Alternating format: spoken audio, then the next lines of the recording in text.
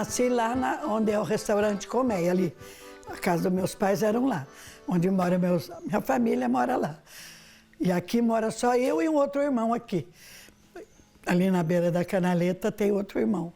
Né, apelido é Zé Vinagre. Aqui é tudo vinagre, sabe? Fala Eugênio, ninguém sabe quem é. Agora falou família Vinagre, todo mundo sabe quem é. Aí eu me casei muito novinha, mas já tocava quando era mocinha. Vou contar para você.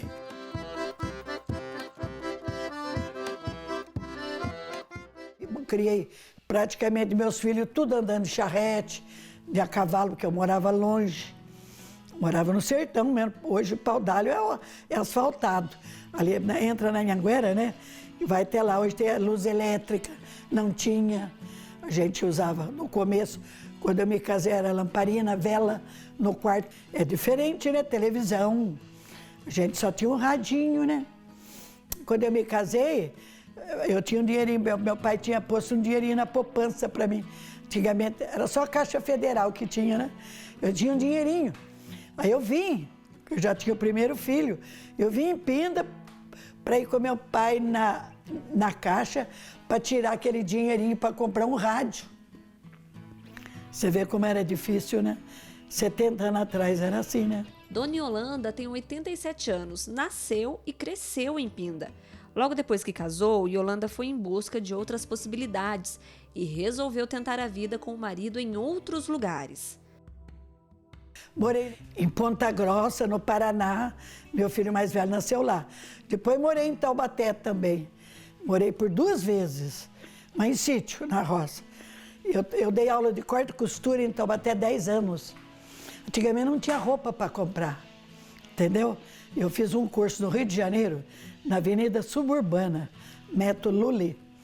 E aí eu abri uma escola em Taubaté em 1967. E eu dei aula até 1977. 10 anos eu dei aula de corte e costura em Taubaté. Depois fechei a escola, aí, porque a gente veio morar para cá, né? Aí eu fechei a escola e comecei a mexer com mangueirão, com forró.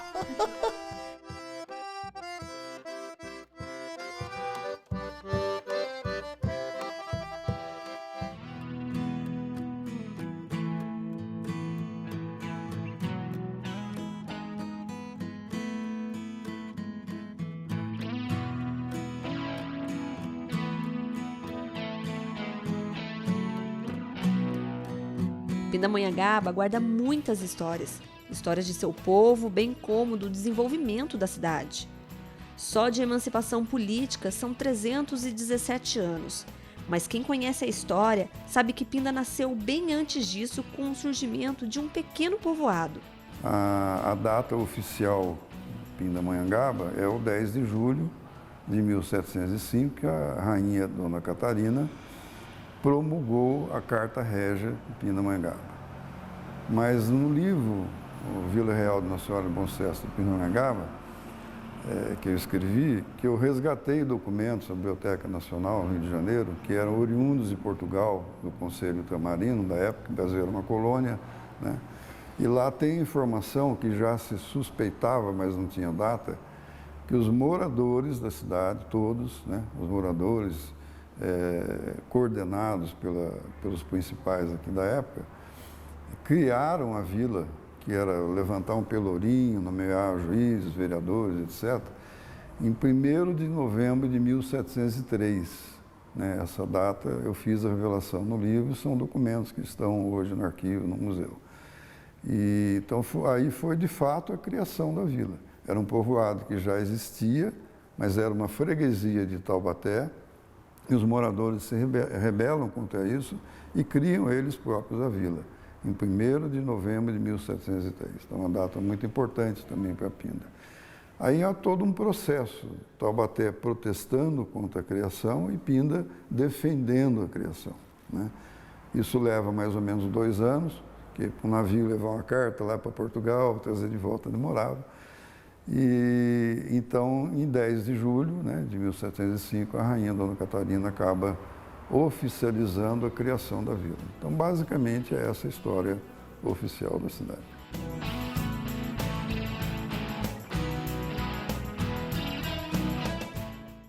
Parte da história de Pindamonhangaba é contada pelos prédios, que são verdadeiras relíquias. Alguns deles foram construídos quando Pinda era apenas uma vila. De acordo com o historiador, a igreja matriz foi a primeira a ser erguida na cidade em 1707, mas ela era bem diferente do que é hoje em dia.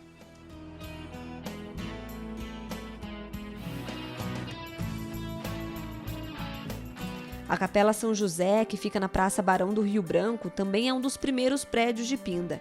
A arquitetura que vemos hoje é do ano de 1848. Na capela foram sepultados 14 moradores da cidade que integravam a guarda de honra de Dom Pedro I. Aliás, esse não é o único envolvimento de Pindamonhangaba com a família imperial e com a história do Brasil. O Bosque da Princesa, por exemplo, foi um presente dos governantes da cidade para a princesa Isabel em 1852, quando ela veio fazer uma visita ao município. Além disso, Pinda fez parte de um trajeto muito importante para o desenvolvimento do nosso país. Em 1822, Pinda já tinha uma certa importância econômica na região, porque o primeiro ciclo aqui da região é o ciclo do ouro. A região aqui do Vale do Paraíba era o caminho que se dirigia às Minas Gerais, né, onde começa a aparecer os veios de ouro da região. Então, essa importância, isso já é 1690, por aí, né, e assim vai acontecendo. A riqueza que aqui ficou, já antiga, é proveniente da exploração do ouro na região de Ouro Preto, Mariana, aquela região lá em Minas, né. Então, quando acontece o período da proclamação da República, Dom Pedro, a história que é conhecida, Pinda já tem uma importância nesse cenário por estar nesse trajeto do caminho do ouro, né? Pinda, Taubaté, Jacareí, Guará, todas as cidades aqui da região. E isso faz com que, como a gente sabe também, vários elementos aqui de Pinda compuseram a guarda de honra de Dom Pedro, que acompanha ele na proclamação da independência, né? Então, essa importância vem já desse período. É uma importância nacional, de história nacional.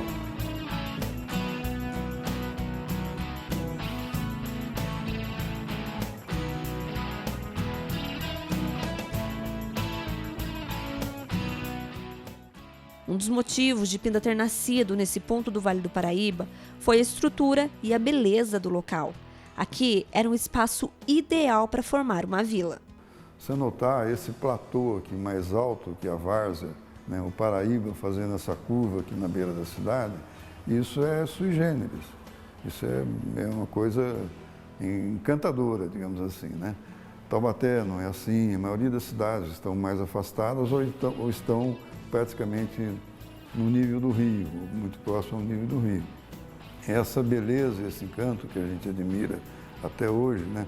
A sacada ali do Palacete Visconde da Palmeira, do museu, dá para ter bem essa noção, é uma coisa extremamente interessante.